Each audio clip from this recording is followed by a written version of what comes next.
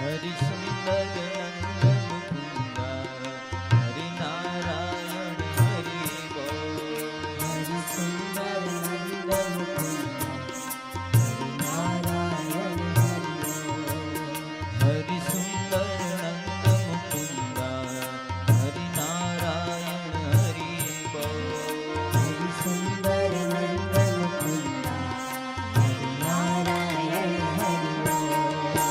હરિ કેસર નંદ મુકુંદા હરિ નારાયણ હરિ બોલ. હરિ કેસર નંદ મુકુંદા હરિ નારાયણ હરિ બોલ. હરિ સુંદર નંદ મુકુંદા હરિ નારાયણ હરિ બોલ. હરિ સુંદર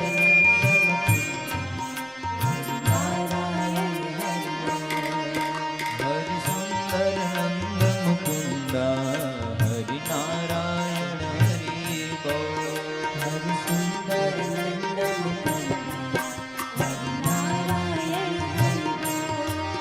હરિ નારાયણ હરિ બોલ. હરિ નારાયણ હરિ બોલ. હરિ નારાયણ હરિ બોલ. હરિ નારાયણ હરિ બોલ. હરિ નારાયણ હરિ બોલ. હરિ નારાયણ હરિ બોલ. હરિ નારાયણ હરિ બોલ. હરિ નારાયણ હરિ બોલ. હરિ સુંદર નંદ મુકુંદા હરિ નારાયણ હરિ બોલ. હરિ સુંદર નંદ મુકુંદા હરિ નારાયણ હરિ બોલ. ભજ સુંદર નંદ મુકુંદા હરિ નારાયણ હરિ બોલ. ભજ સુંદર નંદ મુકુંદા હરિ નારાયણ હરિ બોલ. ભજ કેસર નંદ મુકુંદા હરિ નારાયણ હરિ બોલ. ભજ કેસર નંદ મુકુંદા હરિ નારાયણ હરિ બોલ.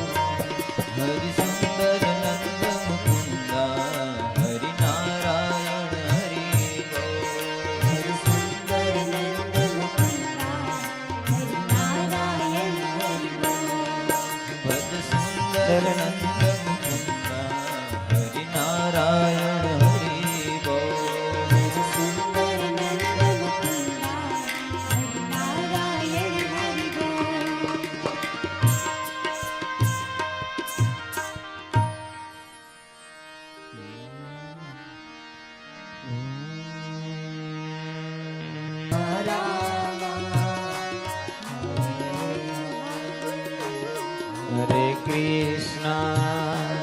હરે કૃષ્ણ કૃષ્ણ કૃષ્ણ હરે હરે.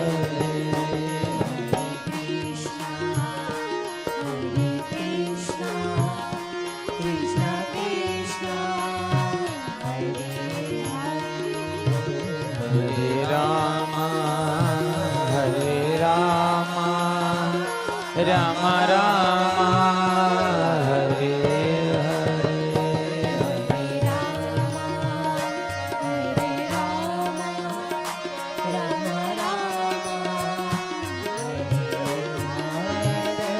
હરે કૃષ્ણ કૃષ્ણ કૃષ્ણ હરે હરે. હરે કૃષ્ણ કૃષ્ણ કૃષ્ણ હરે હરે. હરે રામ રામ રામ હરે હરે. હરે રામ રામ રામ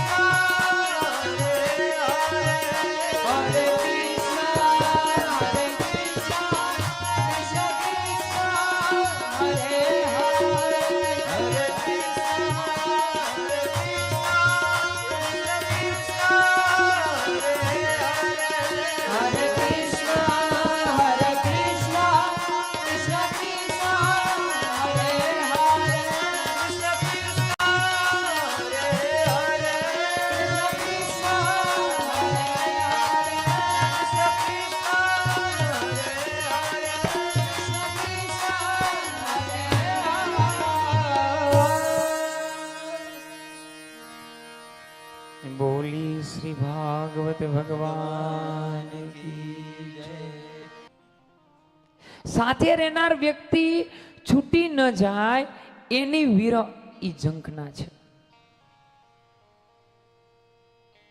આપણા દાંત ન પડી જાય ને એટલે તો સવારમાં આપણે કોલગેટ લઈને મંડાઈએ છીએ, દાંતને સ્વસ્થ કરીએ છીએ. આપણી સ્કિનમાં કોઈ તકલીફ ન થાય એટલે આપણે વારે વારે ક્યાં જઈએ છીએ? ત્યાં જઈએ છીએ. આપણા ચહેરા ઉપર કોઈ તકલીફ ન પડે, આપણી સ્કિન ઉપર કોઈ ઇફેક્ટ ના આવે એટલે વારે વારે આપણે એમનું સમારકામ કર્યા કરીએ છીએ. આપણી વાત નથી કરતો, બહારની વાત છે. જે વસ્તુ પાસે છે છૂટી ન જાય એની વિરહતાની વેદના એ ઝંખના છે સાહેબ. ઝંખના પીડા નથી, યાદ રાખજો. ઝંખના વેદના છે. પીડા તો શરીરને હોય, વેદના હૃદયમાં હોય છે સાહેબ. અને હૃદયની વેદના ઠાકોરજી આપણાથી દૂર પ્રભુ ન થાય ને એ જ વેદના હોવી જોઈએ. એના સિવાય કે વેદના ન હોવી જોઈએ, ઝંખના કોઈ ન હોવી જોઈએ. નિત્ય પ્રભુની સામે આપણે બેસીને એક જ વાતની ઝંખના કરવી જોઈએ. પ્રભુ ગોપીજનને જેવો પ્રેમ આપ્યો, ગોપીજન પાસેથી ભગવાન પ્રત્યક્ષ ન હોય પણ પરોક્ષ રીતે રોજ એટલે રોજ ઠાકોરજી એમની સાથે હોય, એ ઝંખના છે. હવે અહીંયા સવારથી અને એમાંય આવતીકાલે પાછી ખરેખર તો આ ઉત્સવ કાલ લેવો પડે આ વાત, પણ કાલને તો હવે આપણી પાસે ટાઈમ જ નથી. આયોજકોને કઈ કહેવાશે નહીં, એકાદ દી વધારી દો એમ.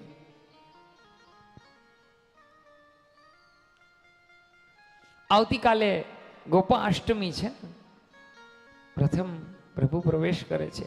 આપણે એક દિવસ અગાઉ હાલીએ.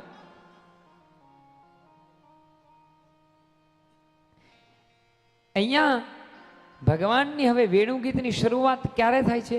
ગોપીઓની ઝંખના જ્યારે ઉચ્ચ કક્ષાએ પહોંચે છે એ સમયે ભગવાન સવારમાં વૃંદાવનની અંદર પ્રવેશ કરે.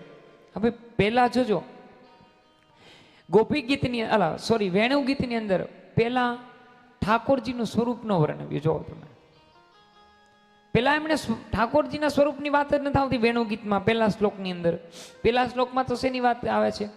પ્રકૃતિની વાત આવે છે.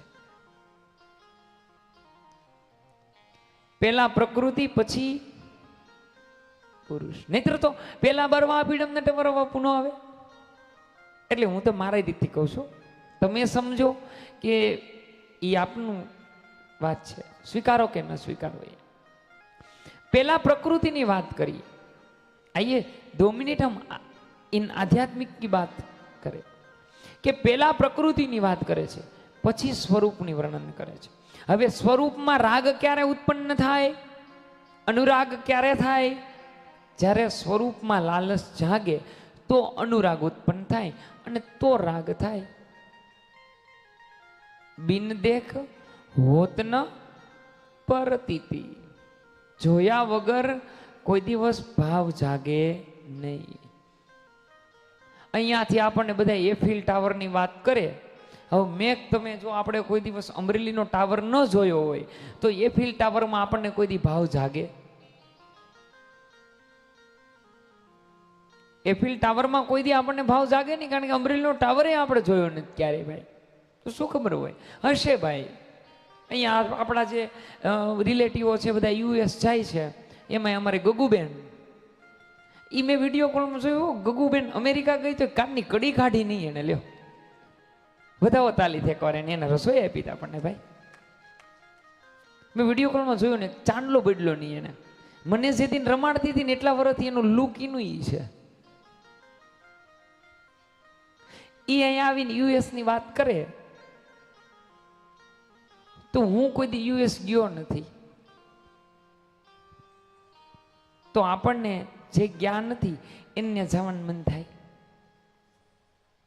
શું કામ ન જવાનું મન થાય? અંદરથી તો મન થાય છે પણ આમ નથી થતું. ટિકિટ સાંભળીને નથી થતું, આમ થાય છે.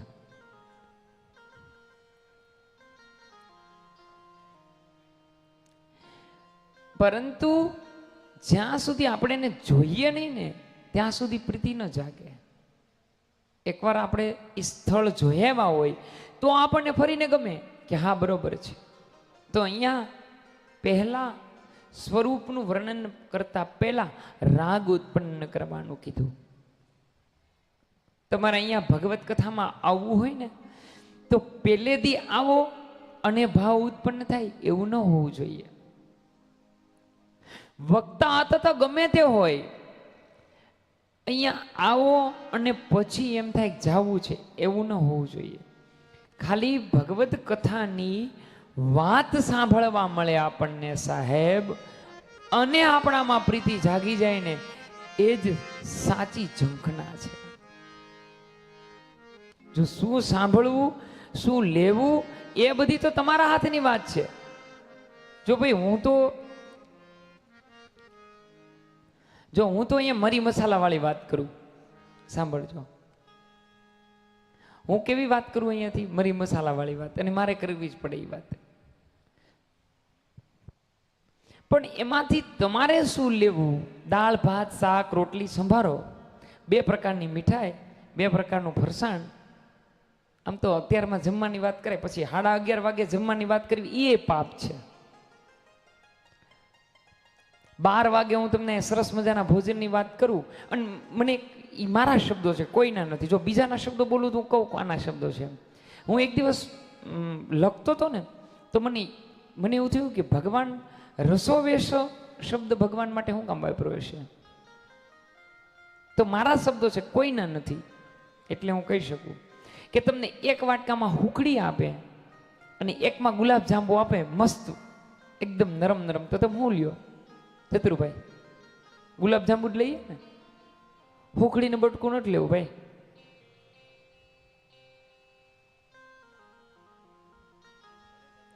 કારણ કે પેલાની ગલઢી બાવીએ આપણી બાવીએ હુકડી સિવાય કોઈ કઈ ખવડાવ્યું જ નહીં.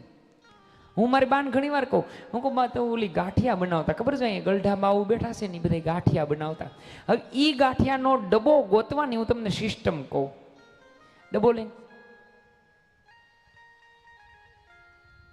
એ ગાંઠિયો સાલો ખખડે, અવાજ કરે હું અહીંયા છું, આ ઘેરે બેઠો છું, ચોથા ઘેરે. એ ગાંઠિયા ડોસ્યું વીજ એટલે લુપ્ત થઈ જાય, ડાયનાસોર જેવું થાય. પછી ખાલી આવનાર પેઢીની ગાંઠિયાની વાત જ કરવી પડશે કે અમારા દાદીબા હતા એ ગાંઠિયા બનાવતા.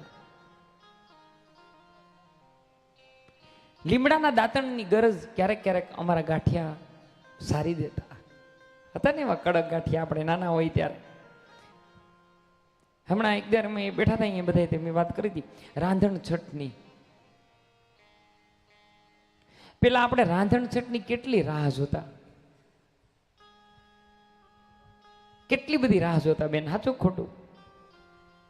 એમ થાય ક્યારે રાંધણ છઠ આવે ને ક્યારે.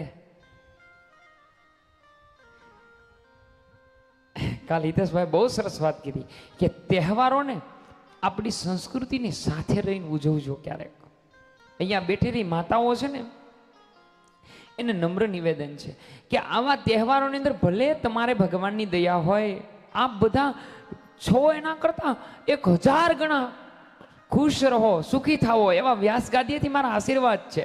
બ્રાહ્મણ તરીકે આપી શકો આશીર્વાદ સાહેબ. આપણા ખૂબ આનંદ રહે તમારા ઘરે, તમે બધું બહારથી લાવી શકો એવો આપ બધા સક્ષમ છો. ભગવાનની કૃપા છે આપ બધા ઉપર. પણ રાંધણ છઠે તમારા ઘરે ક્યારેક આ રસોઈ બનાવજો, એટલે આ આપણી પરંપરા લુપ્ત ન થઈ જાય.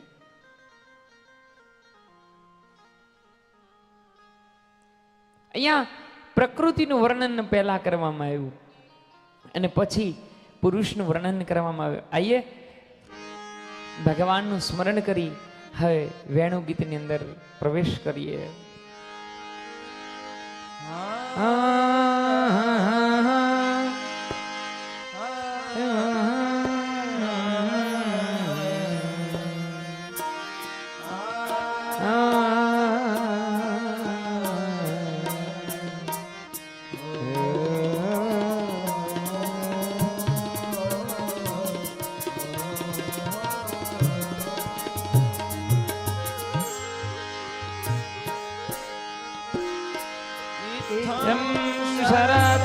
स्वज्जलम् पद्माकारं सुगन्धिनां निविशतं वायुनां वातं सह गोपाल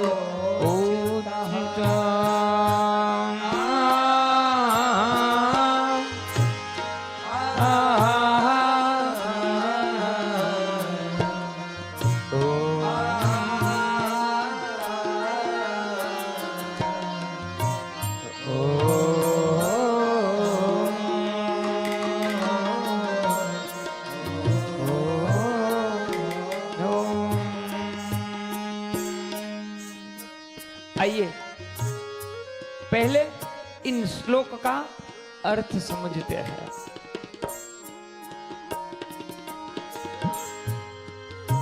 અહીંયા બે શબ્દો ગોપાલ અને ગાયો સાથે વૃંદાવનમાં પ્રવેશ કરે છે ભગવાન, એવું બતાવે ઇત્તમ શરત સ્વજ્જલમ.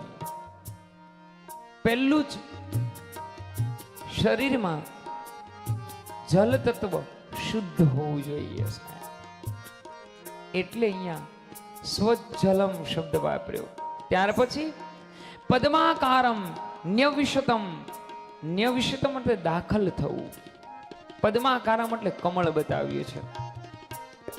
શું કીધું છે અહીંયા? આખો શ્લોક તમે જુઓ વેણુગીતનો, તો એની અંદર મહાપ્રભુજીએ સુબોધીજીની છે અહીંયા ડિસ્પ્લે કરી છે.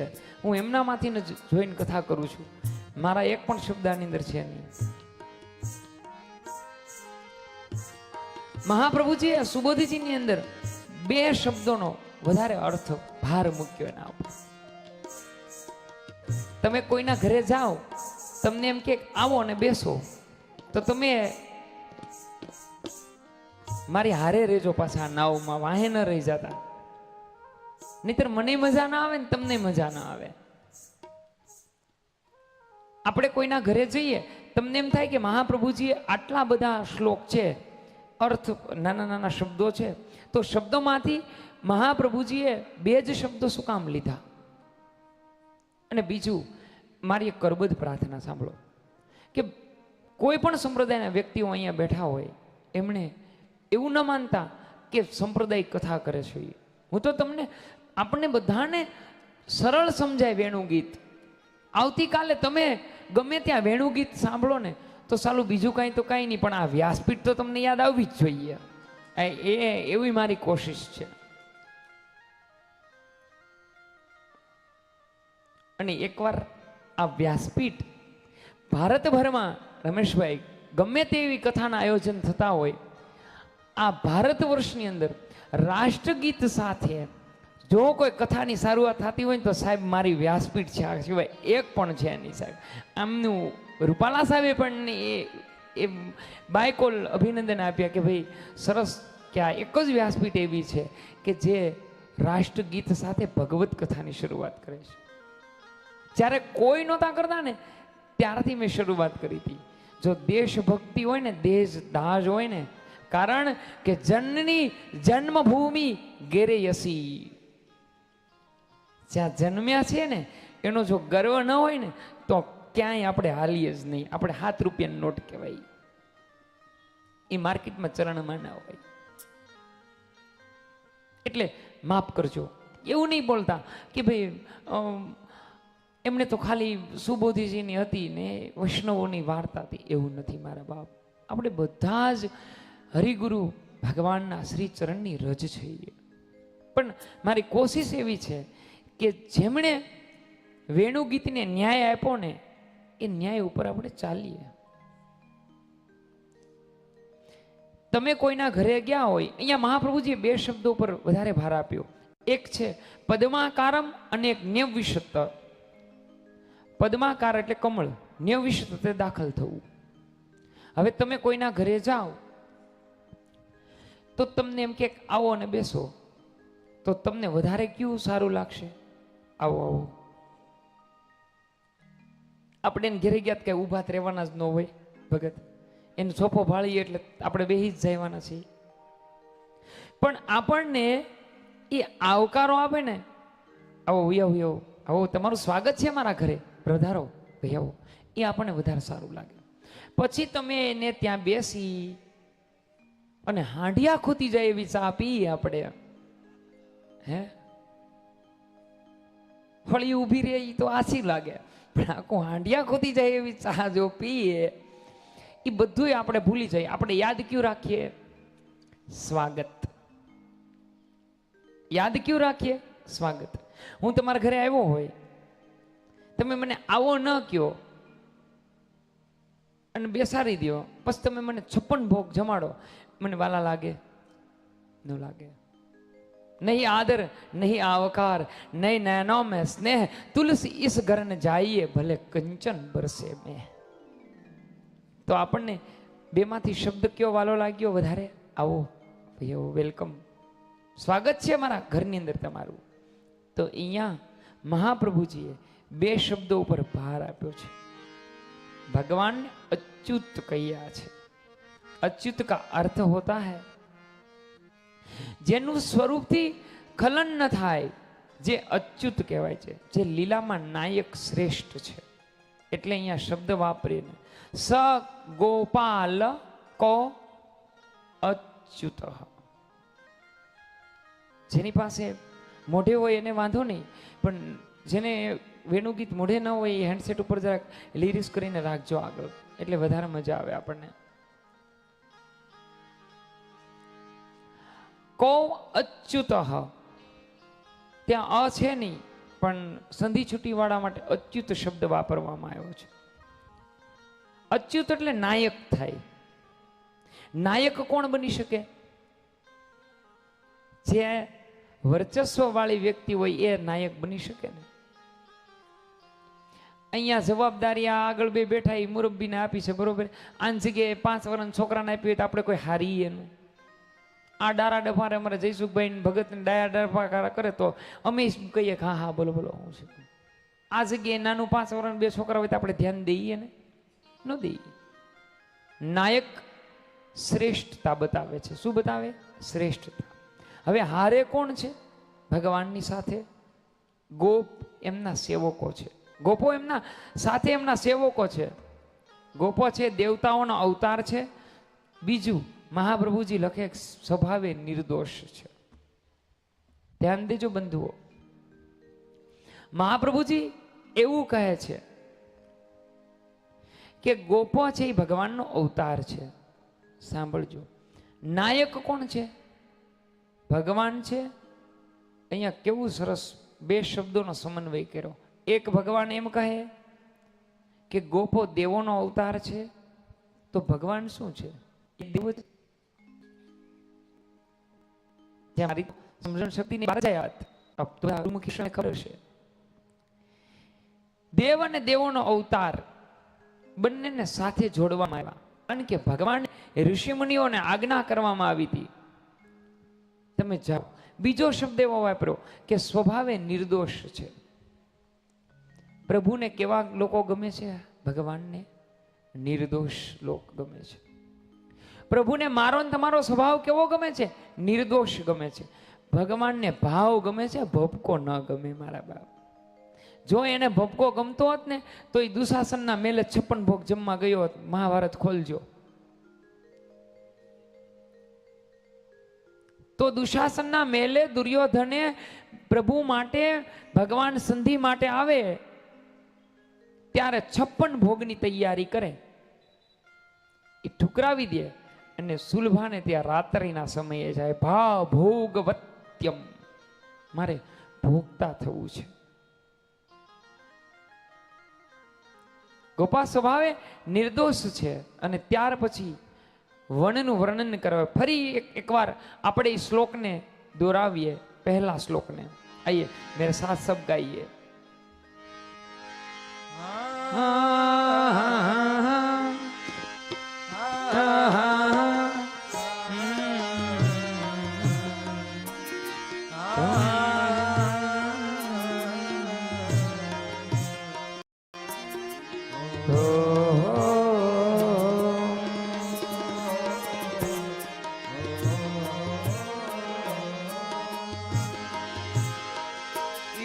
स्वच्छं सरच्चलम् पद्माकार सुगन्धिनां वायुना वातं सगो गोपालको उज्जितम्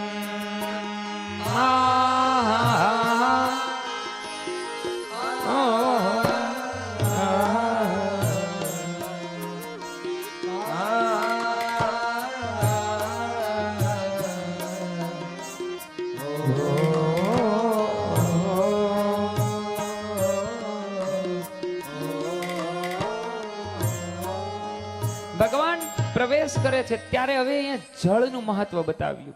જળ કેવું છે? વા વાયુના વાતમ સ્વચ્છલમ. જળ કેવું હોવું જોઈએ? નિર્મળ છે, અતિશય ઠંડુ પણ નથી અને અતિશય ગરમ પણ નથી. સાંભળજો, કોઈ પણ મહાપ્રભુજીના શબ્દો પર વિરોધ કરી જ ન શકે ને સાહેબ. એટલે હું જાહેરમાં સુબોધીજી લઈને આવ્યો હોય. ઇત્થમ સ્વજ્જલમ. જળ કેવું છે? નથી ઠંડુ કે નથી ગરમ. જળની પ્રકૃતિ કેવી છે? વહેતું રહેવાનું છે. આઈએ 2 મિનિટ એમનાથી બહાર નીકળીને સમજીએ આ શ્લોકને. જળની પ્રકૃતિ કેવી છે? વહેતું રહેવાનું. વહેવાનું કેવી રીતના હોય? એક સરખું વહેવું પડે. जीवन में कोई भी परिस्थिति आ जाए ना तो उसमें नहीं तो उछल कूद करना चाहिए या नहीं सूखना चाहिए. जल एक प्रीतिનું પણ સ્થાન બતાવે છે. અગ્નિની સાથે પક્ષી મિત્રતા કરે ને, ઘર જલે એટલે છોડીને વહી જાય. મિત્રતા તો સંગ એવો કર્યો, મછલી જલ સંગ. જલ સુકાય ને મછલી ભી મર જાય. એટલા માટે અહીંયા પેલા જળનું વર્ણન કરવામાં આવ્યું કે સ્વચ્છલ જળ. જળ એક સરખું વહે છે. શું કામ? ભાગવતના મૂળમાં જઈએ કે પરીક્ષિતને આજે આવતીકાલે એનો દેહ છોડવાનો છે. રાજા ધ્યાન રાખજે, આ જ્ઞાન માર્ગ અને ભક્તિ માર્ગ આ બેયનો સમન્વય છે. જો આમાંથી એક પણ માર્ગમાં ઓપોઝિટિવ અપ કે ડાઉન થશે ને તો અંતે હરિ યાદ નહીં આવે. કેટલું સુખદેવજી એને સમજાવીને પરીક્ષિતને કહે છે સાહેબ. એક શિષ્યને સામે બેસાડીને કહે છે, રાજા સાંભળ, સ્વજલમ જળની વર્ણન કરવામાં આવ્યું. રમણ નિર્મળ હોવું જોઈએ. જળ કેવું હોવું જોઈએ? દીનતા વાળું હોવું જોઈએ. એટલા માટે શ્રી મહાપ્રભુજી કે હરિગુરુ વૈષ્ણવ કેવો હોવો જોઈએ? દીનતા ભરેલો હોવો જોઈએ. એનામાં કોઈ ક્રોધ ન હોવો જોઈએ સાહેબ. એટલે તો શ્રી મહાપ્રભુજી જે વસ્તુ નથી અંગીકાર કરવાની એની ના પાડે છે કે આ વસ્તુ અંગીકાર કરીએ ને તો તામસ પ્રકૃતિ આવે. અને તામસ પ્રકૃતિ હોય ને તો માળા છોકરાના હાથમાં હોય મરાઈ જાય છે. માળા હોત. હું તો બીજા ગામની વાત કરું, આપણી નથી કરતો. હાથમાં માળા હોય માળી છોકરાને જડઝપટ કરી લે. બોલો શું કામ? ક્યોંકि પ્રકૃતિ અમારી તામસ છે. એટલા માટે અહીંયા રમણ શબ્દ વાપર્યો. અને રમણ કરવા માટે જો સમજ ગયે એવો સમજાયેંગે. રમણ માટે થઈ અને આસક્તિ ન હોવું જોઈએ. સુગંધ વાળો પવન જલકીડા માટે સ્વચ્છળ જલ નિકુંજના પ્રભુએ વર્ણન કર્યું. અહીંયા હવે પ્રભુના સ્વરૂપનું વર્ણન થાય છે. જો પેલા શ્લોકમાં માત્ર ને માત્ર પ્રકૃતિ એમની જ વાત કરી. આમાં કોઈ જગ્યાએ ક્યાંય શ્લોકમાં અચ્યુત સિવાય ભગવાનનું નામ લેવામાં આવ્યું નહીં. ક્રિયાપદમાં કર્તાને પેલા મૂકવામાં આવ્યા, પ્રકૃતિ પછી પુરુષને મૂકવામાં આવે. અને અહીંયા હવે भगवान स्वरूप पेला वेणु स्वरूप वर्णन करे छे. आइए दूसरा श्लोक का गान कर बाद में उससे समझते हैं.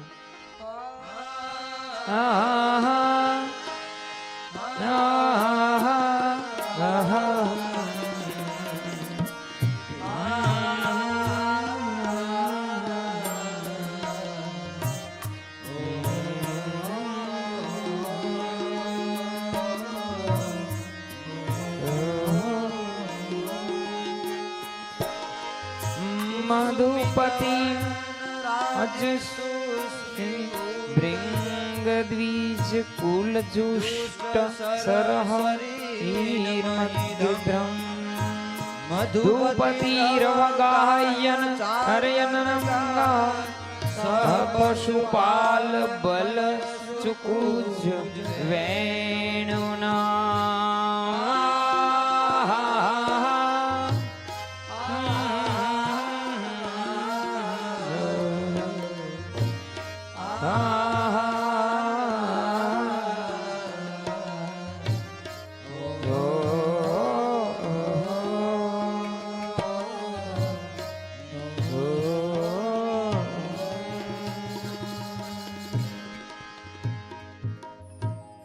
શબ્દમાં મધુપતિ વનરાજી એવો શબ્દ પહેલા શરૂઆત થાય છે. રાજી કા અર્થ હોતા है पंक्ति, हार છે. સુષ્મિન યાની મત, ભૃંગી યાને ભમરાઓ, જ્યેષ્ઠ એટલે કે સેવાયેલા, મહિગ્રત એટલે પર્વત. જોજો કેટલી વસ્તુનું ભગવદમાં વર્ણન કરવામાં આવે છે. વહ ગાહ્ય એટલે પ્રવેશ કર્યો. પેલા શેનું વર્ણન કરવામાં આવ્યું? પંક્તિ. ત્યાર પછી પંક્તિ પછી ભમરાઓનું વર્ણન કર્યું. મારા શબ્દો છે, એને નથી. ભાગવતમાં 4-5 જગ્યાએ ભમરનું વર્ણન કરવામાં આવે. એવું શું કામ કરવાનું છે? મને આજ રાતે જ હું આમનો અભ્યાસ કરતો હતો ને તે મને વિચાર આવ્યો એમ કે 2 વખત ભમર ગીતમાં તો આખું ભમરાને અનુલક્ષીને કે કયો. 10મા સ્કંદના શરૂઆતમાં તમે વાંચજો. 10મા સ્કંદના શરૂઆતમાં સુખદેવજી પરીક્ષિતને એવું કે રાજા સાંભળ, ભમર માયામાં બીડાઈ જાય, ત્યાંથી ભમર ચાલુ થાય છે 10મા સ્કંદમાં. તે છેક સુધી ભમરો રહેશે. સોચના આપને વિચારો છે. જુષ્ટ એટલે કે સેવાયેલો, મહિગ્રણમ એટલે પર્વત, અવગાહ્ય પ્રવેશ કરવો ગોપાલ સાથે, બલ એટલે કે બલરામ પ્રભુ દાવ સાથે, ચુકુજ એટલે કુંજન કર્યું. અહીંયા 7 વસ્તુ ઉપર, પેલા 2 વસ્તુ ઉપર, 2 શબ્દો ઉપર, પછીના બીજા શ્લોકમાં શ્રી મહાપ્રભુજીએ 7 શબ્દો ઉપર ભાર મૂક્યો છે. શું કામ? કારણ કે અહીંયા અર્થ એવો થાય છે કે વનમાં હારબંધ વૃક્ષો અને પુષ્પો હતા. એ સમયે વનમાં મધુપતિ ભગવાન ગોપાલ અને બલરામ પ્રભુ સાથે પ્રવેશ કર્યો અને ગાયો ચરાવતા તે સમયે વેણુનું કુંજન. અહીંયા 7 શબ્દોમાં તે એટલા માટે ભાર મૂકવામાં આવ્યો કારણ કે અહીંયા હવે વેણુનો પ્રવેશ થાય છે. વેણુમાં છિદ્ર કેટલા હોય છે? 7. એટલે સુબોધીજીનીમાં બીજા શ્લોકમાં 7 શબ્દો ઉપર મહાપ્રભુજીએ ભાર મૂક્યો. એમાં એક પંક્તિ, ભમર, પુષ્પ, પર્વત, બલરામ, કુંજન અને અવગ્રાહ્ય એટલે પ્રવેશ કરવો. આ 7 શબ્દો ઉપર મહાપ્રભુજીએ ભાર મૂક્યો. શું કામ? કારણ કે હવે ભગવાન અહીંયાથી વેણુનો નાદ કરશે. એ ઝુલણ મોરલી, કેટલા સમય પછી કવિતા યાદ આવી? ઝુલણ મોરલી વાગી રે રાજાના કુંવર. ભણતા ત્યારે આ કવિતા આવતી. એ હાલો ને જોવા જાય રે મોરલી વાગી રે રાજાના કુંવર. બાલુ સાહેબ છે કે નથી આ સભામાં?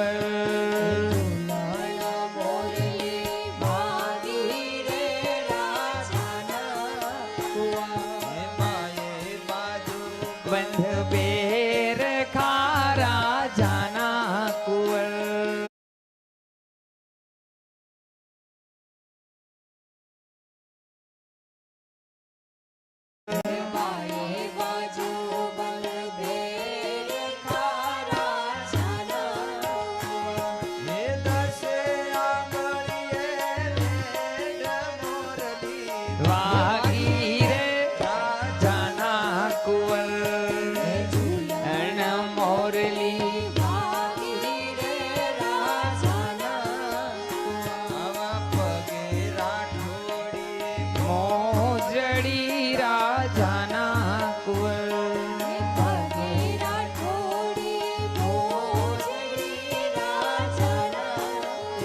હે ચાલે ચટકતી ચાલ મોરલી વાગી રે રાજાના કુંવર ઝૂલણ મોરલી વાગી રે રાજાના કુંવર હે હાલો અને જોવા જાય રે વાગી રે રાજાના કુંવર ઝૂલણ મોરલી વાગી રે રાજાના કુંવર ઝૂલણ મોરલી વાગી રે રાજાના એકવાર બાલુ સાહેબ ને બધા તાલીથી આપણા ગામનું ગૌરવ કહેવાય હો સાહેબ. શિક્ષા સંગીત પહેલું વહેલું આપણા ગામમાં પ્રવેશ કરનાર બાલુ સાહેબ છે. આપણે નાના નાના હતા તે કોણ ભગત સામે ઉભા રહીને આ કવિતા ગૌરવતા. એકવાર હમણાં મેં સાહેબને ફોન હોતર કર્યો. હું મારું લખાણ લખતો હતો ને, ગીત સંગીત નામનું એક પુસ્તક આવતું, આપણે ભણતા હતી, ચોપડી આવતી ખબર. એમાં એક કવિતા આવતી, નટવરની આ ભરી દુકાને વિધ વિધ પૂતળા નાચે. એ કવિતા ગૂગલમાં નથી, તમે ગોતજો તમ તારે, ગૂગલને ગોટે ચડાવી દેજો. એ આપણા ગુજરાતીનું કામ છે. નટવરની આ ભરી દુકાને વિધ વિધ પૂતળા નાચે. પછીના શબ્દો મને યાદ જ નહોતા આવતા. મારે બાલુ સાહેબને ફોન કરવો પડ્યો, સાહેબ ગીત સંગીત 5મા ધોરણમાં આવતું, એ અત્યારે જોતું હોય તો મળે ખરા? પણ બાલુ સાહેબને ભગવાને એવડી મોટી કળા આપી છે ગોઝારિયા સાહેબ, કે એને બધી જ મેમરી એનામાં હજી છે સાહેબને. આ કળા છે સાહેબ, આજ નથી, નહીતર સાહેબને આજ ખરેખર સ્ટેજ ઉપર મારે એ ગૌરાવું હતું સાહેબને, ઝૂલણ મોરલી જોઈએ હતો. અને મેં લગભગ આ છે બાલુ સાહેબ ક્યાં છે? આ સાહેબ અહીંયા આવો. હા સાહેબને લેતા હો તો અહીંયા સાહેબ વગાડે ને એ મારે. હે આહા, સંગીતનો ભીષ્મ છેલ્લી સીટે બેસે એ થોડું હાલે.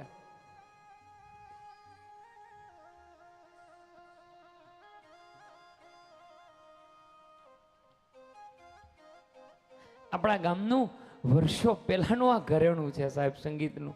જેથી આપણને આપણી સ્કૂલમાં કાંઈ ખબર નહોતી પડતી ને, તેથી સાહેબે પેટીમાં બાલુ સાહેબ આપણને હામાં ઊભા રાખી અને ગૌરવતા. અને સાહેબ ત્યારે એમ કહેતા ખોટું ગાવ છો એમ.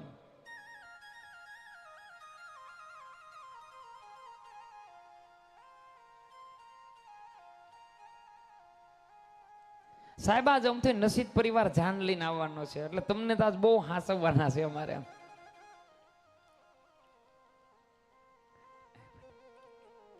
કારણ કે મારા ઘરે આવી અને નસીબ પરિવાર અમારા ભાણિયા છે ને પાછા અમુક તો ભાઈઓ હોત ને બન્યા છે, એટલે એ આવીને મોટી મોટી વાતો કરી ગયા છે. એટલે જોઈએ હવે બપોર પછીનો માહોલ કેવો કરશે.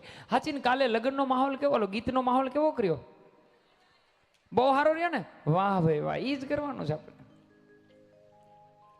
એ તો કાલ સાંજથી ખબર પડશે આપણને, ઘેરે ખાવું ગમતું નથી. સાલું અઘરું થવાનું છે. પધારો સાહેબ, સ્વાગત છે તમારું.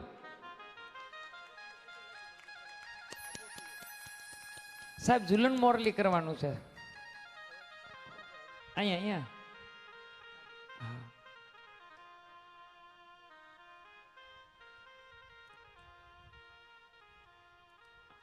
અને ખાસ લેજો સાહેબ, આ આપણા ગામનું યાદગાર પ્રસંગ છે સાહેબ. કેટલાય વર્ષ પછી આપણે બધા બાલુ સાહેબને આપણા ગામમાં હાર્મોનિયમ માથે બેસતા જોઈએ છે.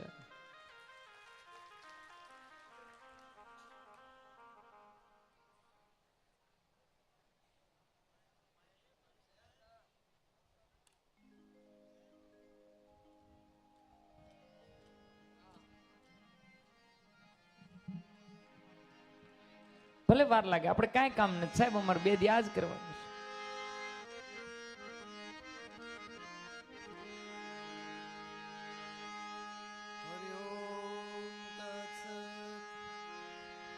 ઝોલાણ મોરલે વાગી રે રાત ગાઈએ સૌ રે રાજાના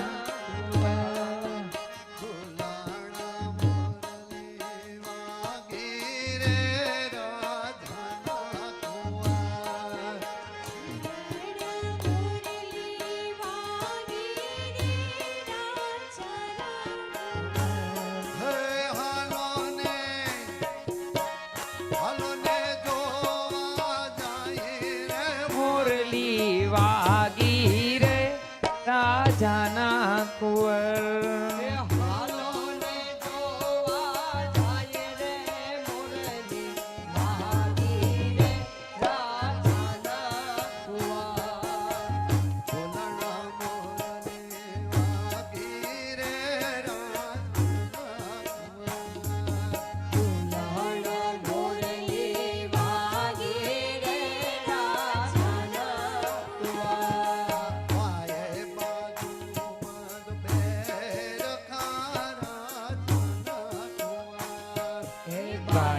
બાજુ બંધ બેર ખારા જાના કુંવર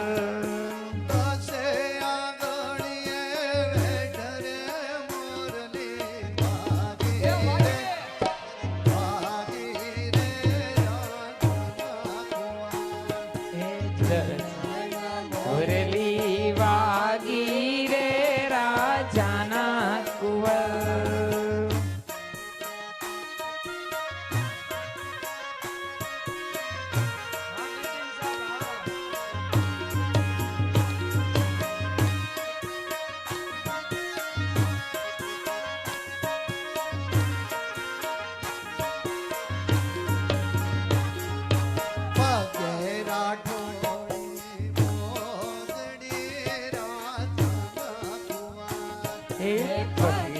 રાઠોડી મોજડી રાજાના કુંવર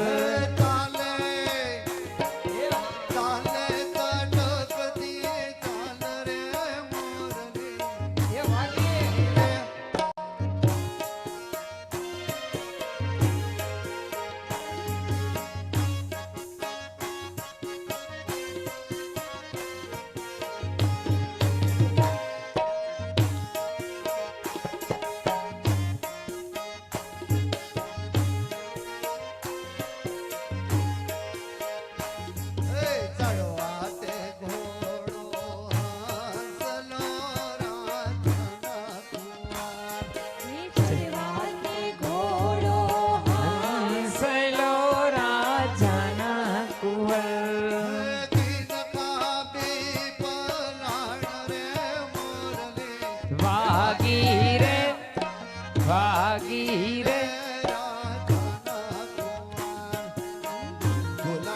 મુરલી વાગી રે રાજાના કુંવર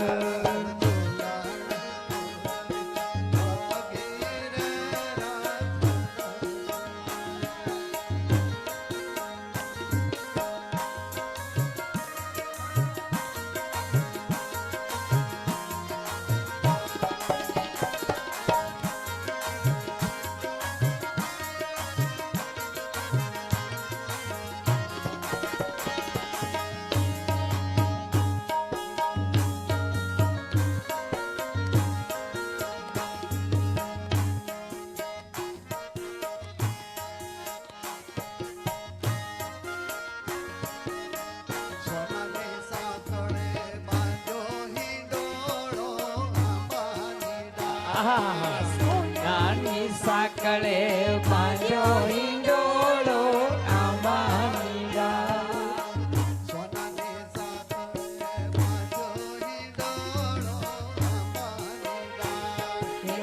નાની સાકળે બાંધો હિંડોળો આંબાની ડાળ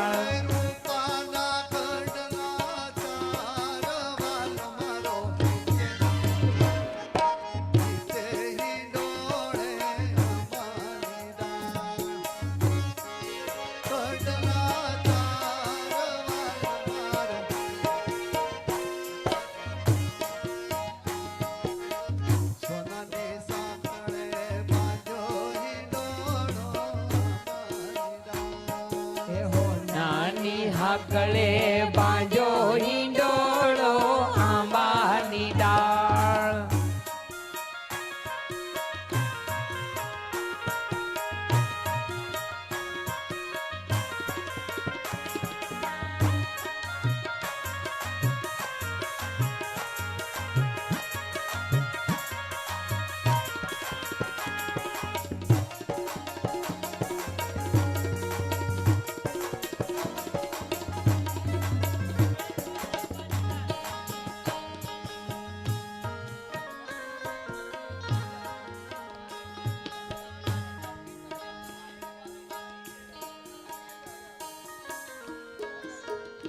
સાહેબને એકવાર જોરદાર તાલીથી વધાવો. પેલા સાહેબ એવું લાગે કુમાર શાળામાં ભણવા આવ્યા છે. સાહેબ હું 4-5 દિવસથી એવું કહું કે ગામમાં સપ્તાહ હોય ને એટલે દીકરીને પિયરે આવવાનો હરખ હોય ને આ બધું અહીંયા થઈ શકે ને એટલે મને અહીંયા કથા કરવાની મજા આવે છે. એટલે મને અહીં નકરો આનંદ આવે.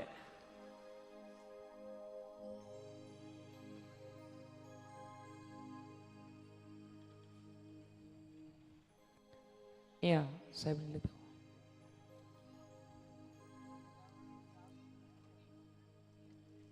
શ્રી ભાગવત ભગવાન કી.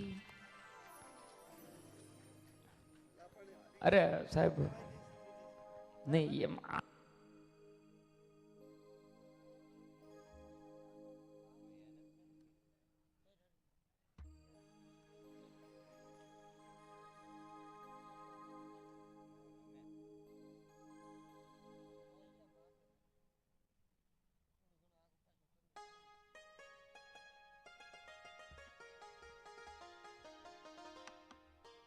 ખૂબ ખૂબ આભાર સાહેબ આપનો.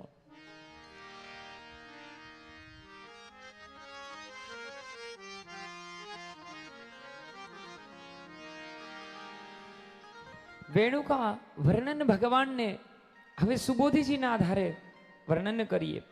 મધુપતિ અહીંયા બીજા શ્લોકનો પહેલો જ શબ્દ છે, અંતરોની શબ્દ છે.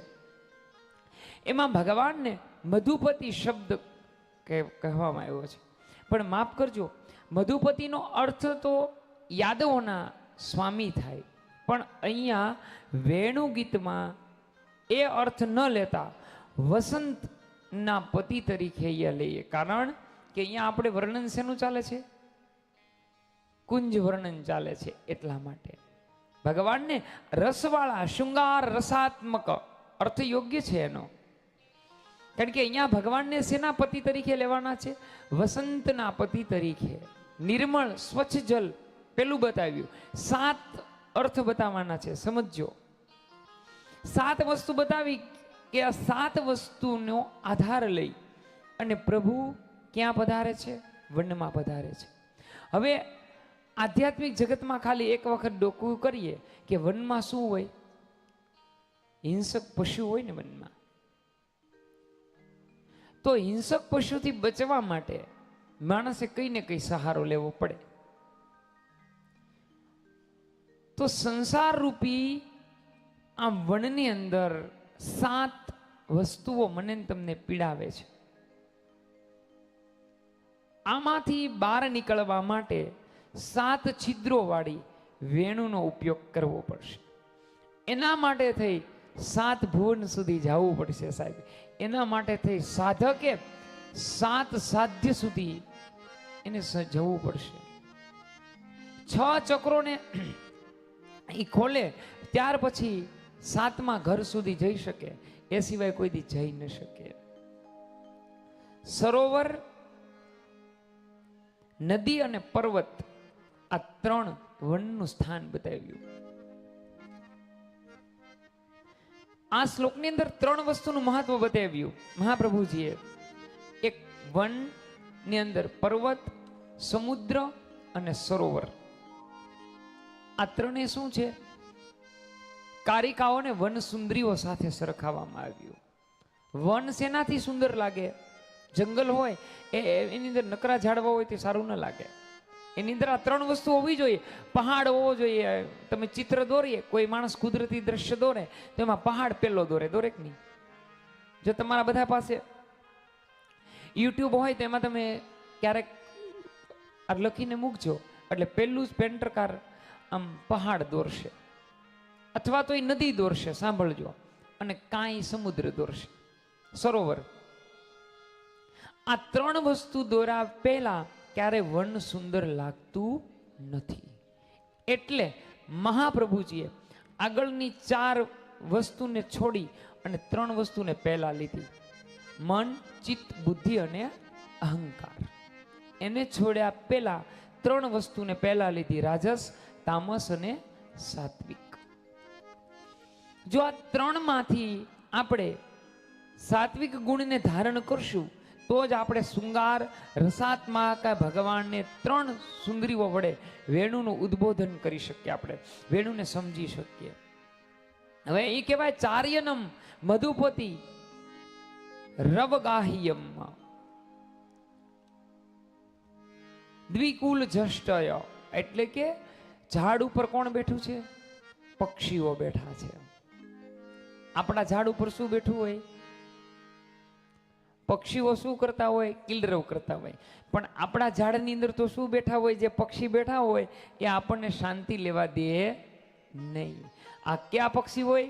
આધિ, વ્યાધિ, ઉપાધિ, જરા અને પીડા સાથે સાથ ભેગા થઈ જવા પડે. એટલે અહીંયા કીધું કે એ પક્ષીઓ છે, જો જ્યાં સુધી મહાપ્રભુજીને ન સમજીએ ને, સાંભળજો, સુબોધીજીની જ્યાં સુધી ન સમજીએ ને ત્યાં સુધી એવું જ લાગે કે ભગવાન જંગલમાં ગાયું ચારવા ગયા હતા. આ ઝુલન મોરલી મને તમને નાના હતા તેથી શીખવાડી. ઝુલન મોરલી વાગી રહ્યા હાલો રાજાના કુંવર. એ રાત્રે મેં મારા આ નોટમાં લખી હતી કે આજે સવારે આ ઝુલન મોરલી લાવવી. મને અચાનક યાદ આવી ગયું હતું. એમાં ભગવાનના સ્વરૂપના વર્ણન ને જંગલના વર્ણન મને તમને વર્ષો પહેલા શીખવાડી દીધા. ઘેરેજીને યાદ કરજો, અત્યારે એ ન સમજાવી, નકર તો ઝુલન મોરલી બપોરે કરત. અહીંયા એવો શબ્દ આવ્યો, ભમરાઓ ગુંજન કરતા હતા. ક્યાં વાત કરી છે સાહેબ. સહ સુષ્મિનમ સુમિશનમ ભૃંગ. ભમરાઓનો મત કંઈક જુદો હતો. ભમરાઓનું કાર્ય શું હોય? ભમર હોય પુષ્પ માથે બેસે, પરાગરજ લઈ જાય અને ઉડી જાય. એટલે જ ભમર ગીતની ગોપીઓ કહે છે, શું કે ભગવાનને? મધુપતિ કિમ, તારો સ્વામી એવો છે ભમર જેવો કે અમારામાંથી રસ લઈ ગયો, અમારો પ્રાણ લઈ ગયો છે, અહીંયા ખાલી સસ્વર દેહ રહ્યો છે. એટલે અહીંયા શું કીધું કે જંગલમાં ભમર છે. તમામે તમામ લૌકિક વિચારોને એને જવા દેવા, અલૌકિકની સુગંધને, રસને, પરાગરજને લઈ અને પરીક્ષિતને કહે છે કે અહીંયા બેસી જવું. હવે ત્રીજામાં ભગવાનના વેણુથી શું પરિવર્તન થાય છે, નાદનું ઘર સંભળાય ત્યારે શું પરિવર્તન થાય છે એને ત્રીજા ઘરમાં બતાવે છે. આઈએ ત્રીજા શ્લોક કા ગાન કરતે હમ. હા હા હા હા હા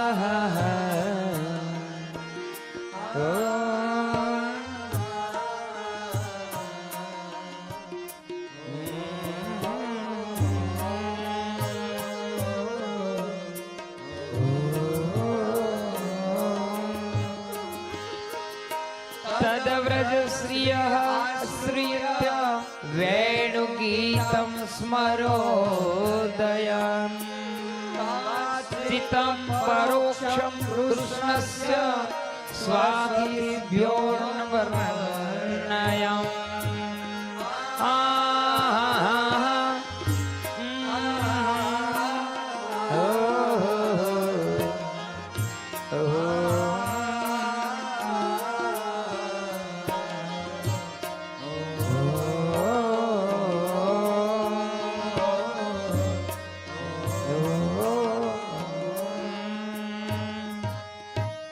इस श्लोक में कुल शब्दों 8 થી 10 शब्दों હોય, परंतु અહીંયા श्री महाप्रभु जी सुबोधि जी ने आइए इस श्लोक थी बाहर निकली सुबोधि जी में प्रवेश करिए.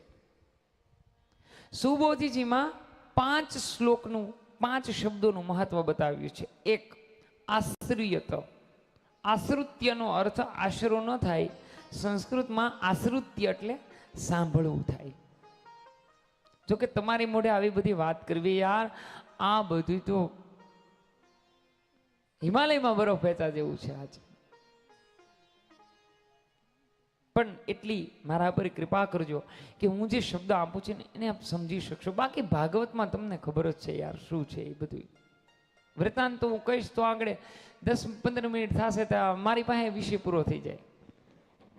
સીધું લાઈનમાં લઉં તો શું થાય બીજું કયો? પણ સીધું લાઈન લેવાનો અર્થ કાંઈ ન રહે.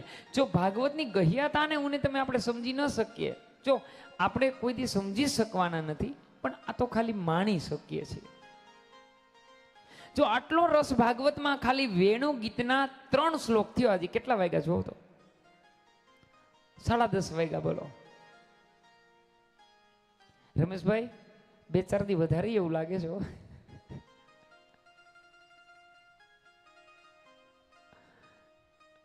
અહીંયા આપ બધા તમારી સામે વેણુગીત હોય તેમાં ધ્યાન રાખજો.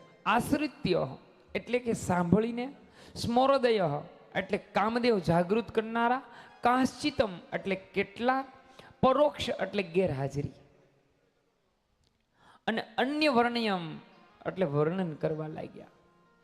ગુજરાતી આ શ્લોકનું એવું થાય કે ભગવાનને વર્ણમાં વેણુનો નાદ કર્યો અને વ્રજવાસીઓએ સાંભળ્યું. એ સાંભળ્યું ને એટલે કામદેવ જાગૃત થયા. કેટલીક ગોપીઓ પ્રભુના ગેરહાજરીમાં ભગવાનની લીલાઓ વિશે વાત કરવા લાગી. એવું ગુજરાતી થયાનું. પણ શ્રી સુબોધીજીની અંદર 5 શબ્દો ઉપર ભાર મૂકવામાં આવ્યો. એક આશ્રિત્ય, સ્મરોદયત, કાશ્ચિતમ, પરોક્ષ અને અન્ય વર્ણયનમ. એમાં 5 શબ્દોમાં મહાપ્રભુજી એવું કહે છે કે ભગવાને જે વેણીનો નાદ કર્યો એ આધિ દૈવિક હતો. જોજો, પહેલા શ્લોકમાં કેટલા શબ્દો ઉપર ભાર હતો? 2. બીજા શ્લોકમાં 7. હવે અહીંયા 5. ત્રીજા શ્લોકમાં 5 વસ્તુ શું કામ મૂકવામાં આવી? આપણા શરીરમાં કેટલા તત્વ છે? 5. એટલે શ્રી મહાપ્રભુજીએ 5 તત્વોનો વિસ્તાર કરે છે સુબોધીજીમાં. એટલે જો આમાં એવું લખ્યું નથી, પણ હું મારા મનથી કહું છું. હા, વળી આપ તો બધા જ્ઞાની છો તો તમે કહો કે ભાઈ એવું ક્યાં એમાં લખ્યું છે એમ, પણ મારા મનથી કહું છું એમ. 5 શબ્દો ઉપર મહાપ્રભુજીએ ભાર મૂક્યો કે આ 5 શબ્દોમાં ભગવાન કેટલાક વેણુના આધિદેવિક હતો. વ્રજ